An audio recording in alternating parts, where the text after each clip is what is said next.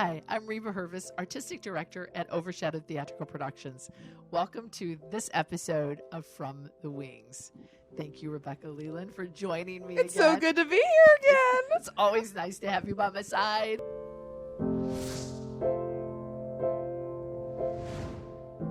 So today's episode, we are going to talk about what it takes to get from my mind to the page to the stage. I love that. I love that so much. So we already talked a little bit on an Instagram story or something, a little bit about this project that I've been working on called Tuesday Morning. And this is a new original play that I am coining the phrase docuplay. I love that. Do you? I love that. Is that not out there? Again, do not know. She keeps asking me questions. I'm like, I need to look these things up. I thought I was going to write it one way when it was in my imagination, but after it got on the page, somebody actually said, oh, you actually just took all the stories and made a play. And I was like, I guess that's what I did. So it makes it more of a documentary, but it's a docuplay. So yeah, that's what I wanted to do. So those of you who have been with this journey know that years ago, when I coached speech at Schaumburg Christian School, I had a friend, Tony Reed, who wrote a reader's theater for me from the book Let's Roll by Lisa Beamer. Define a reader's theater for those who might not know. Okay. A reader's theater is a dramatic presentation or comedic, I guess. But in it, the participants do not look at each other. So they can have off-stage focus looking anywhere else, but you do not have eye contact.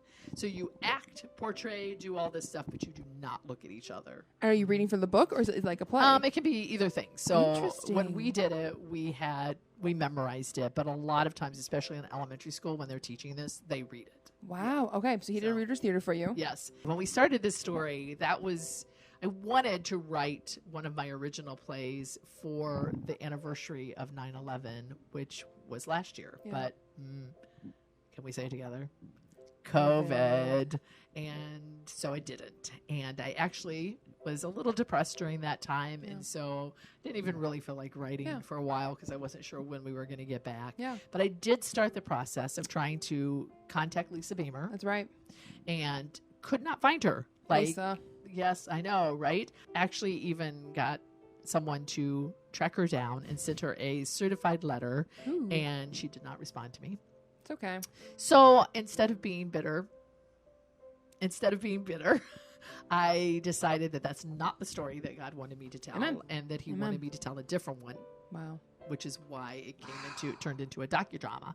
So what we basically do in this story is tell the story of the 4 plane crashes, and we meet Lisa Beamer as a character through the beginning, where basically we know that her husband is maybe on one of the flights, and she's trying to decide if that's possible.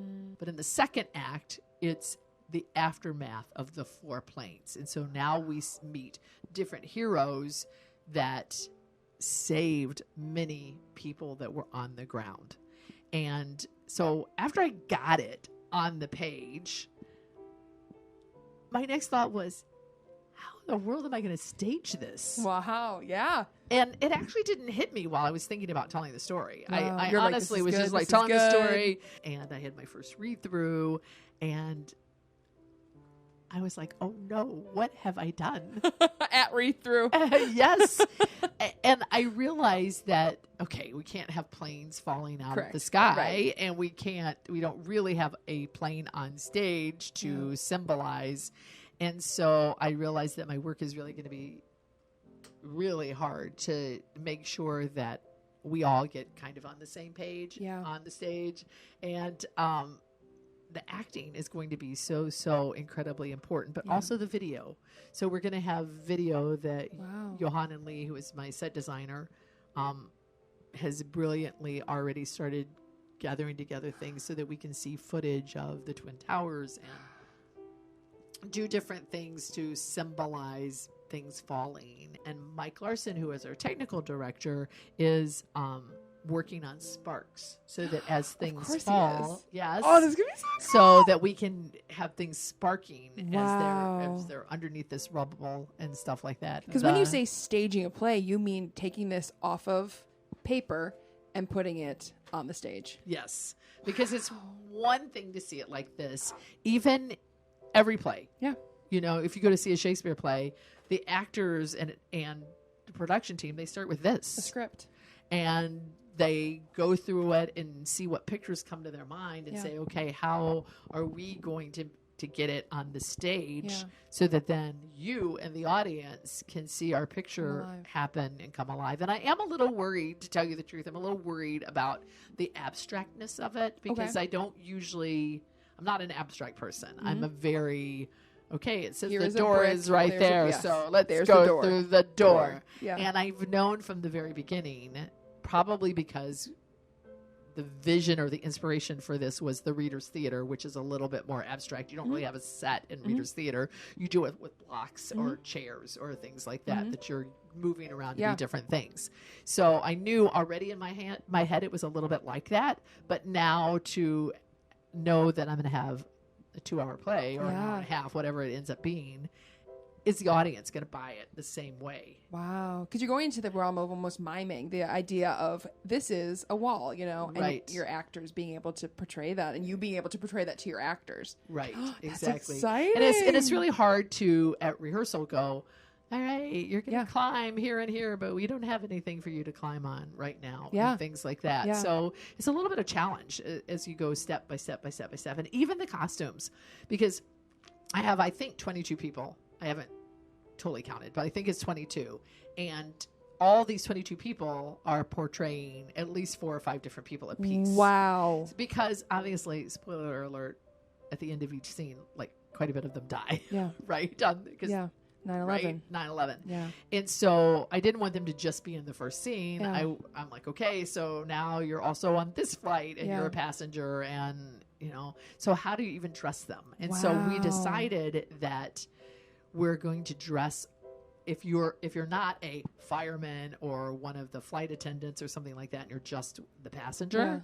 we're going to put you in blue, like layers of blue Everyone. and white, everybody. Wow. So that, and I kind of like the idea of some have short sleeves but a vest on, and somebody has Layers, this on, but just yeah. like layers, not just a shirt and Yeah. pants, Yeah. right? One of my favorite parts that I'm really excited about is the part where Jay Jonas, who's the captain of one of the fire houses, and he tells everybody, it's like, I don't know that we're gonna make it out alive. Yeah. And each one of the firemen take off their hats and they just start looking at each other and they're saying, good luck, it was great to know you, best wishes, whatever. And they're like talking to each one of them. It's like one of my favorite moments. Are you crying?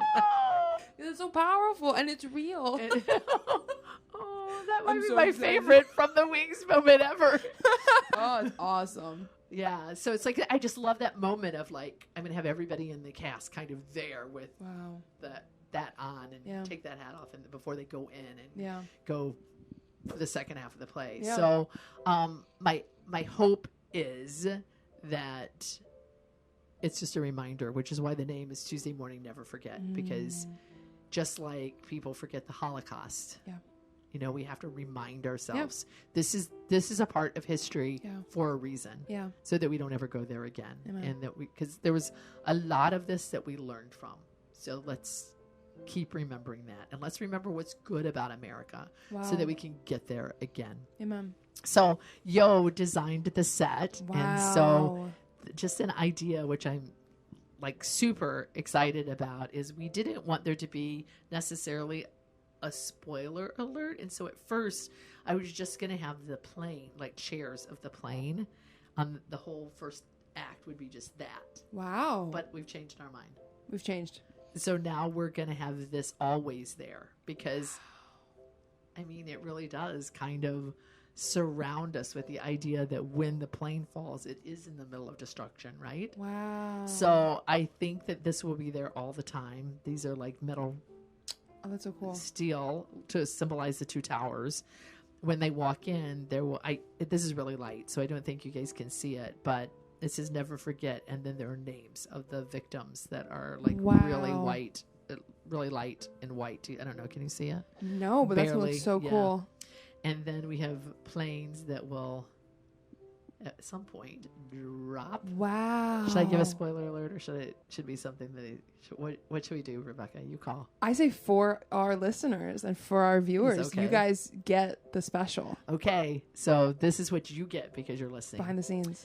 So these will be on rope with an electrical flash paper or something in it. So as the first plane crashes, this will like fall, and then right when it engulfs in flame, that's when we'll see the video on the screen of it hitting the towers. So we have 4 of them. Reba, Yeah. this is gonna be so good. Yeah. The set design is such a huge part. Mm-hmm. The text, the fact that Mike wants sparks and things like that to happen. It's all super important to help you get from here to here to here. Yeah. So when is this play? When are people coming out? We open September 16th through the October the 8th. Okay, Wow. 8th. Okay. Good job. Okay. This opens September 16th and it plays through October the 8th. And if you want to come and talk about what it's like to stage an original play and the pressure that goes with that, that's different from doing a Beauty and the Beast, still pressure, just different. We'd love to have you come out and join us, or drop us a line and help us know what you're thinking or what questions you have about what it would take. I'd love it if somebody would want to do it somewhere else, right? Oh, yeah. So this is, so because Reba writes these, you can request to do them yourself. And like, I think this is going to be a play, unlike any other, we've talked about this. It has such a profound meaning for America, but I think also for believers, and talking about God and where was God and where is he? Can he use this? Did he use this? I'm already crying just hearing about it. And I swear I'm not that emotional. So you're going to definitely want to come out and see this production. You want to see it go from her head to the script to the stage.